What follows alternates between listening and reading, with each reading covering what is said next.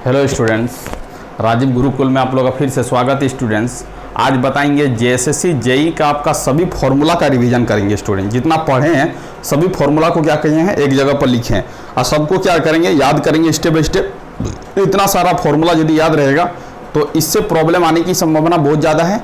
कुछ भी प्रॉब्लम आएगा स्टूडेंट तो हम क्या कर लेंगे इस प्रॉब्लम से इस फॉर्मूला से क्या कर लेंगे सॉल्व कर लेंगे। चलो स्टूडेंट ये आपका क्या है JSSC JE electrical engineering part B paper 1 all formula revision, मतलब आपका नेटवर्क थ्योरी का जितना भी फार्मूला है स्टूडेंट सभी फार्मूला को क्या किए एक जगह पर इकट्ठा किए हैं। ठीक है, तो इतना सारा फार्मूला आपको आना चाहिए स्टूडेंट। यदि इस फार्मूले में यदि प्रॉब्लम आएगा तो आप बेहद इजी तरीका से क्या कर सकते हो सॉल्विंग कर सकते हो। सबसे पहले आपका फर्स्ट फार्मूला जो स्टूडेंट है ये आपका क्या है ओम्स लॉ है। तो ओम्स लॉ यदि पूछेगा स्टूडेंट कि ओम्स लॉ क्या होता है तो आपको सीधे बोलना है Ohm's law is equal to क्या होता है वी इक्वल टू क्या होता है आई आर होता है। ये आपका ओम्स लॉ होता है। ठीक है, ओम्स लॉ में आपका क्या कांस्टेंट होता है तो आपको बोलना है ओम्स लॉ में टेम्परेचर क्या होता है स्टूडेंट कांस्टेंट होता है। ठीक है, ओम्स लॉ में आपका वोल्टेज और करंट के रिस्पेक्ट में जो ग्राफ होता है वो कैसा ग्राफ होता है लीनियर ग्राफ होता है। ये आपको क्या करना है स्टूडेंट याद रखना, बेहद इंपॉर्टेंट है, एग्जाम आने की संभावना बहुत ज्यादा है। जो जो पॉइंट लिखा है सभी को याद करना है। आप देखो स्टूडेंट यदि ओम्स लॉ का ग्राफ वोल्टेज यदि आपका एक्स एक्सिस में होगा करंट यदि वाई एक्सिस में होगा तो इसका जो स्लोप होगा स्टूडेंट ये आपका क्या होगा तो आपको बोलना इसका जो स्लोप होगा वो क्या होगा 1 बाई क्या होगा रेजिस्टेंस होगा। ये बार बार पूछा गया एग्जाम में। इसका मतलब स्टूडेंट इसका जो स्लोप होगा वो क्या होगा 1 बाई आर होगा। 1 बाई आर को क्या बोलते हैं कंडक्टेंस बोलते हैं। तो इसका जो स्लोप होगा उसी को क्या बोलेंगे हम लोग, इसका जो स्लोप निकलेगा वो क्या निकलेगा कंडक्टेंस निकलेगा। तो इस तरह का ग्राफ दे देगा और बोलेगा इसका स्लोप क्या होगा, 4 गो ऑप्शन देगा, एक ऑप्शन कंडक्टेंस होगा उसी को क्या करना टिक आउट करना। यदि स्टूडेंट इसी का ग्राफ को थोड़ा सा घुमा के देगा, यदि स्टूडेंट यहाँ पर वोल्टेज होगा और यहाँ पर यदि करंट होगा, वाई एक्सिस में वोल्टेज और एक्स एक्सिस में करंट होगा, इसका स्लोप निकालने के लिए बोलेगा स्टूडेंट तो ये जो स्लोप होगा ये आपका स्लोप जो होगा वो क्या होगा रेजिस्टेंस का स्लोप होगा। इसका मतलब tan थीटा जो होता है स्लोप होता है tan थीटा इक्वल टू क्या होगा v बटा क्या होगा आई होगा, परपेंडिकुलर डिवाइडिंग बाय बेस होगा student. tan theta is equal to क्या होगा r होगा। तो इस ग्राफ का जो स्लोप होगा स्टूडेंट वो आपका क्या होगा रेजिस्टेंस स्लोप होगा। तो इस तरह का प्रॉब्लम पूछेगा और आपसे 4 गो ऑप्शन देके एक ऑप्शन को टिक आउट करवाएगा तो उसमें क्या होगा स्टूडेंट रेजिस्टेंस आपका क्या होगा सही होगा इसका स्लोप। चलो स्टूडेंट रेजिस्टेंस क्या करता है जो करंट को अपोज करेगा उसको क्या बोलेंगे स्टूडेंट रेजिस्टेंस बोलेंगे। रेजिस्टेंस का फॉर्मूला होता है स्टूडेंट रो एल बाई क्या होता है ए होता है। रो का मतलब होता है रेजिस्टिविटी, एल का मतलब होता है लेंथ ऑफ द कंडक्टर, ए का मतलब होता है cross sectional area of the conductor. ये आपको क्या करना है स्टूडेंट याद रखना है। रेजिस्टेंस का जो यूनिट होता है स्टूडेंट वो आपका ओम होता है। रेजिस्टेंस का डायमेंशन जो होता है एम एल स्क्वायर टी के पावर -3 ए के पावर क्या होता है -2 होता है। बेहद इंपॉर्टेंट है, ये वाला एग्जाम में पूछा गया, इसको आपको याद रखना है। और रेजिस्टेंस का जो यूनिट होता है स्टूडेंट वो आपका क्या होता है ओम होता है, इसको भी क्या करना याद रखना, ये एग्जाम में पूछा गया है। अब देखो स्टूडेंट रेजिस्टिविटी का यूनिट होता है ओम इंटू मीटर होता है। रेजिस्टिविटी किस पर निर्भर करता है तो टाइप्स ऑफ मटेरियल पर निर्भर करता है। ये आपको याद रखना है कि रेजिस्टिविटी किस पर निर्भर करता है आपको बोलना टाइप्स ऑफ मटेरियल पर क्या होता है रेजिस्टिविटी निर्भर करता है। ये आपका कंटेंट बहुत इंपॉर्टेंट है, इसको क्या करना याद रखना है। चलो स्टूडेंट आगे की ओर चलते हैं, आगे का कॉन्सेप्ट को समझते हैं। और आपसे पूछेगा कि रेजिस्टेंस और कंडक्टेंस में क्या रिलेशन होता है तो एक दूसरे का क्या होता है रेसिप्रोकल रिलेशन होता है। ये आपको क्या करना है याद रखना।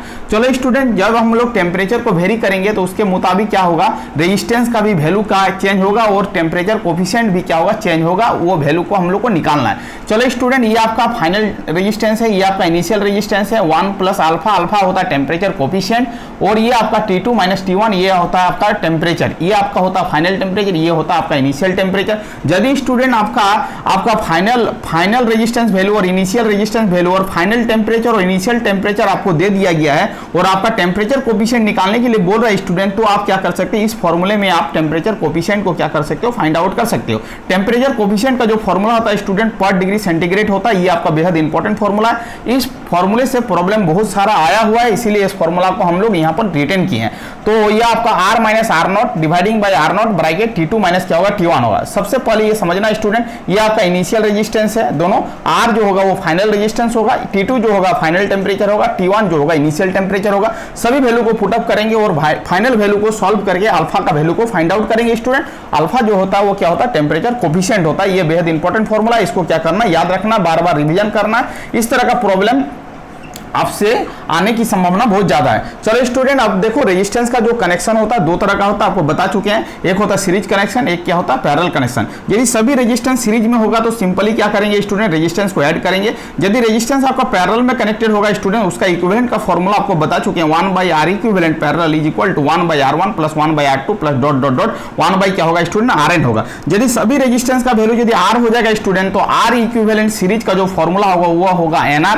ये फॉर्मूला बेहद इंपॉर्टेंट है, इसको क्या करना याद रखना है। यदि आपका स्टूडेंट सभी रेजिस्टेंस यदि समान होगा तो R पैरेलल का जो फॉर्मूला होगा R बटा क्या होगा N होगा, बेहद इंपॉर्टेंट है, इस फॉर्मूले को याद रखना है। यदि सभी रेजिस्टेंस का वैल्यू यदि इक्वल हो जाए और आपका पैरेलल इक्विवेलेंट निकालने के लिए बोले स्टूडेंट, ये फॉर्मूला डायरेक्ट लगाएंगे तो इस फॉर्मूले से डायरेक्ट प्रॉब्लम का आंसर तक आप पहुंच सकते हो। इसका मतलब RP इक्वल टू क्या होगा R/N होगा, RS इज इक्वल टू क्या होगा NR होगा। ये बेहद इंपॉर्टेंट है। इक्वेशन ए को इक्वेशन बी से डिवाइड करेंगे स्टूडेंट, तो RS/RP is equal to NR dividing by R बटा N होगा। इसको सॉल्व कर लेंगे तो RS/RP इज इक्वल टू क्या होगा N² होगा।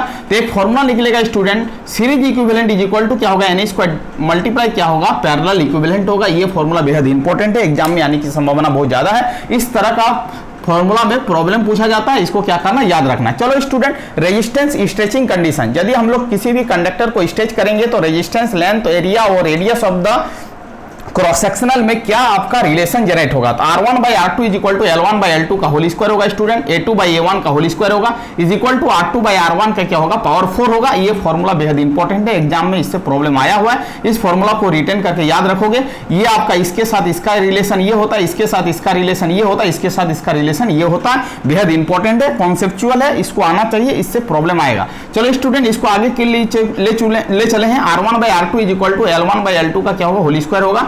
R1 जो है ओल्ड रेजिस्टेंस है और R2 जो है आपका क्या है न्यू रेजिस्टेंस है।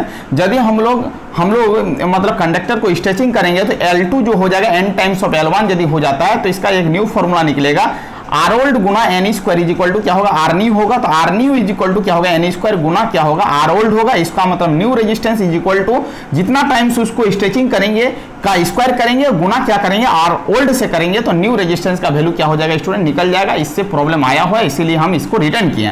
चलो स्टूडेंट, एक पोटेंशियल का फॉर्मूला होता है, पोटेंशियल इज इक्वल टू क्या होगा work done per unit charge होता है। यदि वर्क डन निकालना होगा तो V इंटू क्या होगा Q होगा। इससे आपका प्रॉब्लम आया हुआ है, इसको क्या करना फॉर्मूला को याद रखना। ये भी फॉर्मूला बेहद इंपॉर्टेंट है, पोटेंशियल इज इक्वल टू क्या होता है work done per unit charge होता है। तो इसका मतलब आपका यदि पूछेगा कि पोटेंशियल का यूनिट क्या होता है तो जूल पर कूलम भी क्या होता है पोटेंशियल का यूनिट होता है। दूसरा यूनिट होता है आपका वोल्ट। चलो student, power is equal to क्या होता है work done per unit time होता है, या तो एनर्जी पर यूनिट क्या होता है टाइम होता है। वर्क डन का फॉर्मूला आया है VQ इधर रखे और T की जगह T रखे। अब देखो स्टूडेंट, VQ/T क्या होता है I होता है। इसका मतलब पावर का फॉर्मूला होगा P इक्वल टू क्या होगा VI होगा। एक फॉर्मूला होगा P equal to I² into R होगा। एक फॉर्मूला होगा student P equal to V² बटा R होगा। पावर का क्या है तीन फॉर्मूला है, तीनों फॉर्मूला को याद रखना है, किसी भी फॉर्मूला से आपको प्रॉब्लम पूछा जा सकता है। चलो, पावर इज इक्वल टू क्या होता है स्टूडेंट एनर्जी पर यूनिट टाइम होता है। पावर का फॉर्मूला क्या आया VI यहाँ पर पुट किया एनर्जी बटा टाइम, इसको क्रॉस मल्टीप्लीकेशन करेंगे तो एनर्जी इक्वल टू VIT होगा स्टूडेंट। इसका मतलब एनर्जी इक्वल टू V के जगह पर IR रखेंगे और IT रखेंगे तो एनर्जी इक्वल टू क्या होगा I² RT होगा। इसी को बोलते हैं Joule's law of heating effect. इसका मतलब है energy is equal to I² R और क्या होगा T होगा। इसी का दूसरा फॉर्मूला होगा E इक्वल टू VIT होगा। ये दोनों फॉर्मूला क्या है बेहद इंपॉर्टेंट है, एग्जाम में आने की संभावना बहुत ज्यादा है। इससे जो भी आएगा प्रॉब्लम आएगा, इस प्रॉब्लम को क्या करेंगे याद रखेंगे, ठीक है। इस फॉर्मूले को याद रखेंगे, प्रॉब्लम सॉल्व हो जाएगा। करंट इज इक्वल टू क्या होता है student I equal to Q/T होता है। I का मतलब होता है करंट, Q का मतलब होता है चार्ज, T का मतलब होता है टाइम। चार्ज का जो यूनिट होता है स्टूडेंट कूलम, करंट का जो यूनिट होता है एम्पियर। इसका मतलब स्टूडेंट यदि Q निकालना चाहेंगे Q इक्वल टू क्या होगा IT होगा। यदि I का वैल्यू निकालना है, चार्ज और टाइम दिया गया तो Q/T करेंगे, करंट निकल जाएगा। यदि स्टूडेंट आपका करंट और टाइम दिया गया, चार्ज निकालने के लिए बोलेगा तो Q इक्वल टू क्या होगा IT होगा। इस फॉर्मूला से हम लोग निकाल लेंगे। चलो स्टूडेंट, Q इक्वल टू एक फॉर्मूला होता है NE, ये भी बेहद इंपॉर्टेंट है, इससे प्रॉब्लम से इस फॉर्मूले से प्रॉब्लम आया हुआ है। Q इक्वल टू चार्ज होता है, N जो होता है नंबर ऑफ इलेक्ट्रॉन होता है, E होता है चार्ज ऑफ इलेक्ट्रॉन होता है, M का मतलब होता है मास ऑफ इलेक्ट्रॉन। इससे आपका ऑब्जेक्टिव पूछेगा स्टूडेंट चार्ज ऑफ इलेक्ट्रॉन कितना होता है 1.6 गुना 10⁻⁻19 कूलम होता है, इसको याद रखोगे। मास ऑफ इलेक्ट्रॉन कितना होता है तो आपको बोला 9.1 गुना 10⁻31 kg होता है। अब देखो स्टूडेंट, इतना सारा याद रखने के बाद आप आओगे किरचॉफ्स लॉ। किरचॉफ साइंटिस्ट थे जिसने दो लॉ दिया था, एक दिया था KCL, दूसरा क्या दिया था KVL। ये याद रखना है, ठीक है। केसीएल का मतलब होता है किर्चॉफ्स करंट लॉ, केवीएल का मतलब होता है किर्चॉफ्स वोल्टेज लॉ। ये कहाँ पर यूज होगा स्टूडेंट? नोड में यूज होगा। ये आपका कहाँ यूज होगा? मेश में यूज होगा। इतना याद रखेगा। केसीएल किस लॉ ऑफ कंजर्वेशन पर निर्भर करता है? तो आपको बोलना है केसीएल जो होता है law of conservation of charge पर निर्भर करता है। केवीएल जो निर्भर करता है student law of conservation of energy पर निर्भर करता है। उसको दोनों को याद रखेगा, इससे आपका प्रॉब्लम आया हुआ है। चलो, केसीएल का मतलब होता है all summation of current is equal to क्या होगा स्टूडेंट? जीरो होगा। केवीएल का मतलब होता है all summation of voltage equal to क्या होगा? जीरो होगा। अब इसको दूसरे भाषा में लिख सकते हैं student, incoming current is equal to क्या होगा? आउटगोइंग करंट होगा। ये किर्चॉफ्स का फर्स्ट लॉ है, ये आपका किर्चॉफ्स का क्या है? सेकंड लॉ है। केवीएल को अप्लाई करने के लिए स्टूडेंट लूप जो होना चाहिए वो कैसा होना चाहिए? क्लोज लूप होना चाहिए। ये भी आपको याद रखना होगा। किर्चॉफ्स का ये आपका दो लॉ है, दोनों लॉ को याद कर लोगे। चलो स्टूडेंट, कैपेसिटर क्या करता है? इलेक्ट्रिकल एनर्जी को स्टोर करता है। इसको क्या बोलेंगे? कैपेसिटर बोलेंगे। कैपेसिटर चार्ज और वोल्टेज में एक रिलेशन होता है, ये बेहद इंपॉर्टेंट है, आने की संभावना बहुत ज्यादा है। क्यू इक्वल टू क्या होता है? सी भी होता है, इसको याद रखोगे। यदि स्टूडेंट कैपेसिटर के अक्रॉस में करंट निकालने के लिए बोले तो I equal to C DV by क्या होता है? डीटी होता है। यदि स्टूडेंट कैपेसिटर के अक्रॉस में वोल्टेज निकालने बोले तो 1/c इंटीग्रेशन आई डीटी होता है। ये आपको याद रखना है, बेहद इंपॉर्टेंट फॉर्मूला है। चलो स्टूडेंट, आगे क्यों चलते हैं। कैपेसिटर का एक फॉर्मूला था एप्सिलॉन ए बाई क्या होता है? डी होता है। कैपेसिटर का एक अनदर फॉर्मूला था 4 पाई एप्सिलॉन नॉट इनटू क्या होता है स्टूडेंट? आर होता है। ये दोनों फॉर्मूला को आपको क्या करना है? याद रखना है। ये फॉर्मूला कब होगा स्टूडेंट? जब ईआर का वैल्यू 1 होगा, जब रिलेटिव परमिटिविटी का वैल्यू क्या होगा? 1 होगा, तभी जाके C equal to epsilon naught A by क्या होगा? डी होगा। एप्सिलॉन नॉट का जो वैल्यू होता है स्टूडेंट वो लिखे नहीं है, बट आपको याद रखना 8.85 गुना 10 के पावर माइनस 8.85 गुना 10 के पावर माइनस 12 फेरेड पर मीटर होता है स्टूडेंट। ये आपको क्या करना, याद रखना। चलो आप देखो, कैपेसिटर आपका सडन वोल्टेज चेंज को अलाउ नहीं करता स्टूडेंट। आपसे पूछेगा कैपेसिटर क्या सडन चेंज अलाउ नहीं करता, तो आपको बोलना वोल्टेज सडन चेंज अलाउ नहीं करता। इंडक्टर क्या नहीं अलाउ करता? तो सडन चेंज करंट को अलाउ नहीं करता। दो कैपेसिटर यदि सीरीज में रहेगा स्टूडेंट तो उसका फॉर्मूला होगा C1 Guna C2 dividing by C1 plus क्या होगा? C2 होगा। दो कैपेसिटर यदि स्टूडेंट पैरेलल में होगा तो उसका फॉर्मूला होगा C1 प्लस क्या होगा? C2 होगा। ये बेहद इंपॉर्टेंट है, आने की संभावना बहुत ज्यादा, इससे प्रॉब्लम आया हुआ है। कैपेसिटर में एनर्जी स्टोर करता है, तो एनर्जी का फॉर्मूला क्या होगा student? Energy equal to half CV square होगा। Another formula energy equal to half QV होगा। अनदर फॉर्मूला होगा student energy is equal to half Q square बटा क्या होगा? C होगा। इसका मतलब स्टूडेंट ये सारा प्रॉब्लम का, ये सारा मतलब फॉर्मूला का क्लासेस था। सभी फॉर्मूला को हम लोग क्या किए? रिवीजन किए, स्टेप बाय स्टेप रिवीजन किए। इतना फॉर्मूला आपको आना चाहिए। यदि इतना फॉर्मूला आएगा स्टूडेंट तो सर्किट थ्योरी का यदि प्रॉब्लम आएगा तो आप आराम से क्या कर सकते हो? बेसिक कॉन्सेप्ट पर रेजिस्टेंस कैपेसिटर में यदि प्रॉब्लम आएगा तो आप इस फॉर्मूले से क्या कर सकते हो? प्रॉब्लम को बेधड़के से क्या कर सकते हो? सॉल्विंग कर सकते हो। तो ये बेसिक फॉर्मूला है, इतना फॉर्मूला आपको याद रखना चाहिए, तभी जाके आप क्या कर सकते हो? बेसिक प्रॉब्लम को क्या कर सकते हो? आराम से हैंडल कर सकते हो। यदि आपके पास फॉर्मूला नहीं रहेगा तो आप प्रॉब्लम को सॉल्व नहीं कर पाओगे। तो इस सब फॉर्मूला को क्या करना, आपको याद रखना, बार बार रिविजन करना है कि आपको मतलब फॉर्मूला पूरा याद रहना चाहिए। इस कॉन्सेप्ट बेसिस पर यदि प्रॉब्लम आए तो आप आराम से क्या कर सकते हो? सॉल्विंग कर सकते हो। तो स्टूडेंट क्या करना है, यहाँ से लेके यहाँ तक आपको क्या करना है? अपने नोट कॉपी में नोट्स करना है, बार बार रिवीजन करना है, बार बार देखना है।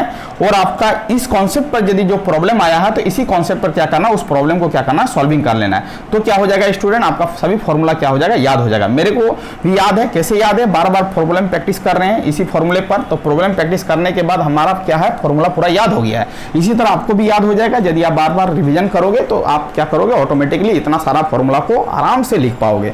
थैंक यू स्टूडेंट, वीडियो की एंड करते हैं। यदि आप चैनल में नए आए तो चैनल को क्या करना, सब्सक्राइब कर लेना। वंदे मातरम स्टूडेंट, ये आपका क्या था? ऑल फॉर्मूला का रिवीजन क्लास था स्टूडेंट। Thank you student.